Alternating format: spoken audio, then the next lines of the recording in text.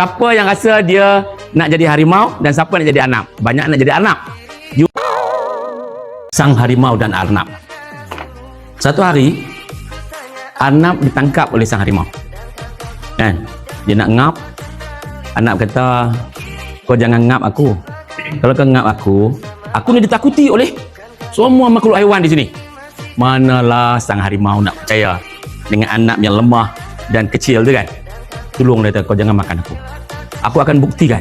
Okey, kata sang harimau, sang belang.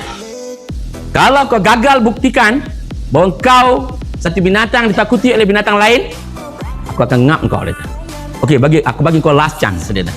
Bagi you satu peluang terakhir untuk membuktikan apa you punya cakap. So okey, kata arnab, we start now.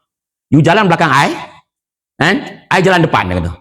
Bila dia jalan depan, dan harimau jalan belakang, semua lari. Semua lari binatang-binatang yang dalam hutan tu. Uish, betul kata harimau ni. Takut dia buat kat arnab ni, dia pun tak sangka. Kan? Arnab memang ditakuti oleh makhluk yang berada dalam hutan tu. So, adik nak jadi harimau. Angkat siapa nak jadi arnab. Angkat tangan siapa nak jadi arnab. Okey.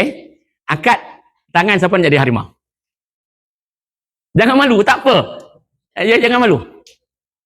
Angkat. Walaupun seorang, you must dare to stand on your own opinion.